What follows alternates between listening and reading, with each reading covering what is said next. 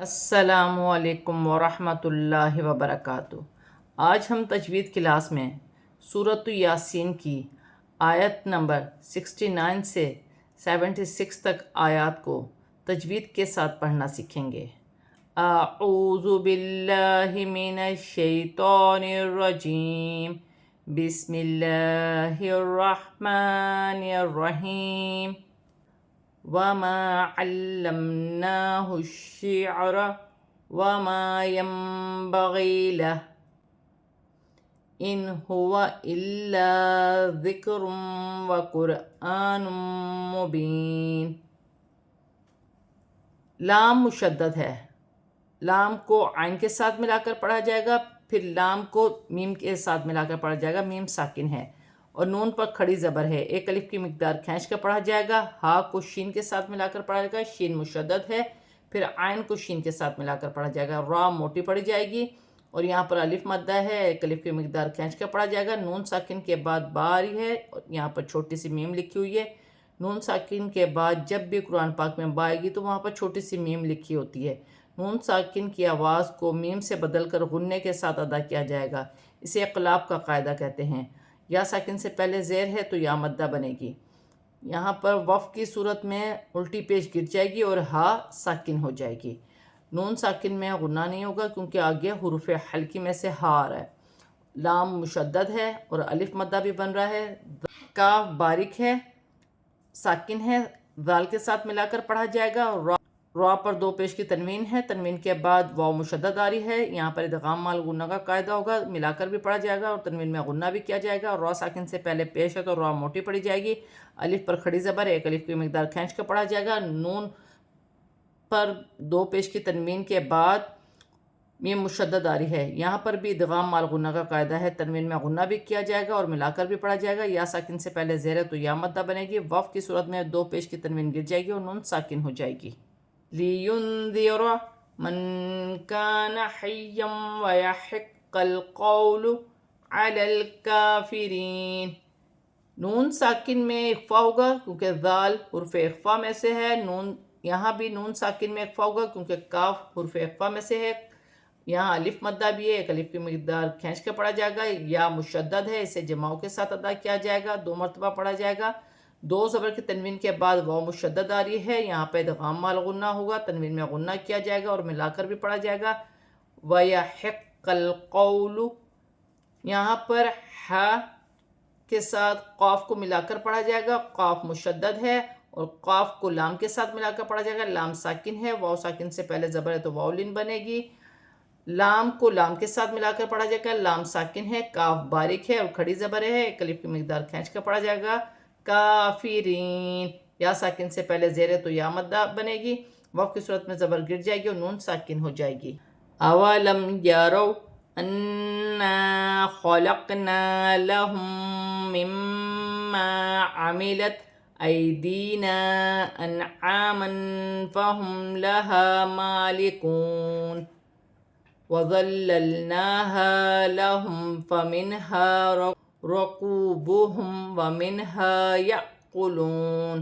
وَلَهُمْ فِيهَا۔ میم ساکن میں غنہ نہیں ہوگا، واو ساکن سے پہلے زبر ہے تو واو لین بنے گی، اسے کھینچا نہیں جائے گا، نون مشدد میں غنہ ہوگا اور ایک الف کی مقدار کھینچ کر پڑھا جائے گا، الف مدہ ہے۔ خلقنا، قاف ساکن ہے، قاف کو لام کے ساتھ ملا کر پڑھا جائے گا اور الف مدہ بن رہا ہے، یہاں ایک الف کی مقدار کھینچ کر پڑھا جائے گا، میم ساکن کے بعد میم مشدد آ رہی ہے، یہاں غنہ کیا جائے گا میم ساکن میں اور یہاں پر میم مشدد میں غنہ ہوگا اور الف مدہ بھی ہے، ایک الف کی مقدار کھینچ کر پڑھا جائے گا، جیسے لَهُم مِّمَّا، اور یہاں پر یا ساکن سے پہلے زبر ہے تو یا لین بنے گی، یہاں یا ساکن سے پہلے زیر ہے تو یا مدہ بنے گی، اسے کھینچا نہیں جائے گا، یا مدہ کو ایک الف کی مقدار کھینچ کر پڑھا جائے گا، یہاں پر الف مدہ ہے، ایک الف کی اور چھوٹی مد بھی ہے، مد منفصل، اسے تین الف کی مقدار کھینچ کر پڑھا جائے گا، انعاماً، یہاں پر الف مدہ بھی ہے اور دو زبر کی تنوین میں اخفا ہوگا کیونکہ دو زبر کی تنوین کے بعد حرف اخفا میں سے فا آ رہی ہے، میم ساکن میں غنہ نہیں ہوگا، الف مدہ ہے، یہاں پر ایک الف کی مقدار کھینچ کر پڑھا جائے گا، میم پر کھڑی زبر ہے، ایک الف کی مقدار کھینچ کر پڑھا جائے گا، واو ساکن سے پہلے پیش ہے تو واو مدہ بنے گی، واو کی صورت میں زبر گر جائے گی اور نون ساکن ہو جائے گی۔ لام مشدد ہے، لام کو ذال کے ساتھ ملا کر پڑھا جائے گا، ذال نرمی والا حرف ہے، پھر ایک لام ساکن ہے، ساکن لام کو مشدد لام کے ساتھ ملا کر پڑھا جائے گا، جیسے وَظَلَّلْنَاهَا۔ نون پر کھڑی زبر ہے، ایک الف کی مقدار کھینچ کر پڑھا جائے گا، الف مدہ بھی ہے، اسے بھی ایک الف کی مقدار کھینچ کر پڑھا جائے گا، میم ساکن میں غنہ نہیں ہوگا۔ فَمِنْهَا، نون ساکن میں غنہ نہیں ہوگا کیونکہ آگے حروف حلقی میں سے ہا آ رہی ہے اور الف مدہ بھی ہے، ایک الف کی مقدار کھینچ کر پڑھا جائے گا۔ رَقُوبُهُمْ، واو ساکن سے پہلے پیش ہے تو واو مدہ بنے گی، میم ساکن میں غنہ نہیں ہوگا، نون ساکن کے بعد حروف حلقی میں سے ہا ہے، نون ساکن میں غنہ نہیں ہوگا، الف مدہ بھی بن رہا ہے، الف پر جزم کی حرکت ہے تو جھٹکے کے ساتھ پڑھا جائے گا۔ یأکلون، واو ساکن سے پہلے پیش ہے تو واو مدہ بنے گی، واو کی صورت میں زبر گر جائے گی اور نون ساکن ہو جائے گی، میم ساکن کے بعد میم ساکن میں غنہ نہیں ہوگا، یا ساکن سے پہلے زیر ہے تو یا مدہ بنے گی، ایک الف کی مقدار کھینچ کر پڑھا جائے گا اور الف مدہ بھی ہے، اسے بھی ایک الف کی مقدار کھینچ کر پڑھا جائے گا۔ منافع ومشارب افلا یشکرون واتخذوا من دون اللہ آلہۃ لعلہم ینصرون لا یستطیعون نصرہم وہم لہم جند محضرون۔ الف مدہ بن رہا ہے، ایک الف کی مقدار کھینچ کر پڑھا جائے گا، یہاں پر بھی الف مدہ بن رہا ہے۔ ومشارب، واو کی صورت میں پیش گر جائے گی اور با ساکن ہو جائے گی، واو کی صورت میں با پر تھوڑا سا قلقلہ ہوگا کیونکہ با حروف قلقلہ میں سے ہے، اور تو پر چھوٹی سی تو، اکثر قرآن پاک میں کئی مقامات پر چھوٹی سی تو ہوتی ہے، یہاں پر وقف کیا جاتا ہے۔ افلا، یہاں پر الف مدہ ہے، اسے ایک الف کی مقدار کھینچ کر پڑھا جائے گا، یہاں پر واو مدہ ہے، واو ساکن سے پہلے پیش ہے تو واو مدہ بنے گی، اسے بھی ایک الف کی مقدار کھینچ کر پڑھا جائے گا، واو کی صورت میں زبر گر جائے گی اور نون ساکن ہو جائے گی۔ واتخذوا، واو ساکن سے پہلے پیش ہے تو واو مدہ بنے گی، تا مشدد ہے، دو مرتبہ پڑھا جائے گا، ایک واو کے ساتھ ملا کر پڑھا جائے گا، واتخذوا، اور ایک اپنی حرکت کے ساتھ ملا کر پڑھا جائے گا۔ نون ساکن میں اخفا ہوگا کیونکہ نون ساکن کے بعد حرف اخفا میں سے دال آ رہی ہے، یہاں پر واو مدہ ہے، اسے بھی ایک الف کی مقدار کھینچ کر پڑھا جائے گا۔ من دون اللہ، اللہ کی لام سے پہلے زیر ہے تو یہ اللہ کی لام باریک پڑھی جائے گی، اور لام پر کھڑی زبر ہے، ایک الف کی مقدار کھینچ کر پڑھا جائے گا، الف پر کھڑی زبر ہے، اسے حمزہ پڑھا جائے گا اور ایک الف کی مقدار کھینچ کر پڑھا جائے گا۔ آلہۃ، دو زبر کی تنوین کے بعد قرآن پاک میں جب بھی لام آئے گی تو تنوین میں غنہ نہیں کیا جائے گا، لعلہم، یہاں میم ساکن میں غنہ نہیں ہوگا۔ ینصرون، نون ساکن کے بعد سواد ہے تو نون ساکن میں اخفا ہوگا کیونکہ سواد حرف اخفا میں سے ہے، واو ساکن سے پہلے پیش ہے تو واو مدہ بنے گی، واو کی صورت میں زبر گر جائے گی اور نون ساکن ہو جائے گی۔ الف مدہ بن رہا ہے، ایک الف کی مقدار کھینچ کر پڑھا جائے گا، یا مدہ ہے، اسے بھی ایک الف کی مقدار کھینچ کر پڑھا جائے گا، واو مدہ ہے، اسے بھی ایک الف کی مقدار کھینچ کر پڑھا جائے گا۔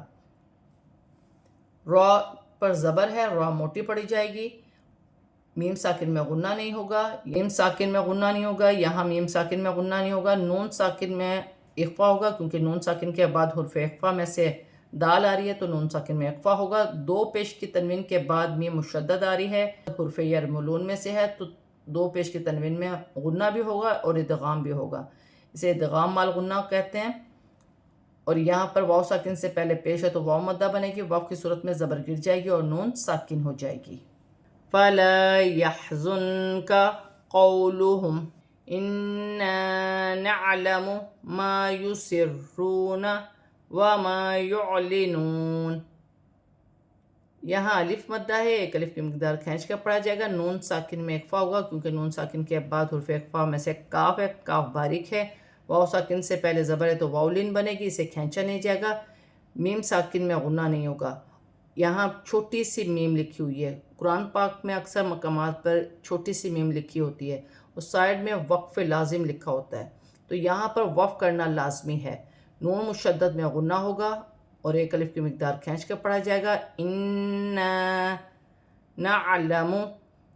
آئین ساکن ہے، اپنے مخرج سے ادا کیا جائے گا، الف مدہ بن رہی ہے، ایک الف کی مقدار کھینچ کر پڑھا جائے گا، را مشدد ہے، یسرون، اور واو ساکن سے پہلے پیش ہے تو واو مدہ بنے گی، یہاں پر الف مدہ بھی ہے،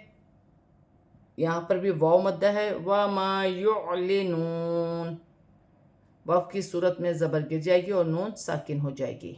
آج ہم نے سورۃ یاسین کی آیت نمبر 69 سے 76 تک کو تجوید کے ساتھ پورا کمپلیٹ پڑھ لیا ہے۔ اب ہم اسے رواں پڑھتے ہیں۔ وَمَا عَلَّمْنَاهُ الشِّعْرَ وَمَا يَنبَغِي لَهُ إِنْ هُوَ إِلَّا ذِكْرٌ وَقُرْآنٌ مُبِينٌ لِيُنذِرَ مَنْ كَانَ حَيًّا وَيَحِقَّ الْقَوْلُ عَلَى الْكَافِرِينَ أَوَلَمْ يَرَوْا أَنَّا خَلَقْنَا لَهُم مِّمَّا عَمِلَتْ أَيْدِينَا أَنْعَامًا فَهُمْ لَهَا مَالِكُونَ وَظَلَّلْنَاهَا لَهُمْ فَمِنْهَا رَكُوبُهُمْ وَمِنْهَا يَأْكُلُونَ وَلَهُمْ فِيهَا مَنَافِعُ وَمَشَارِبُ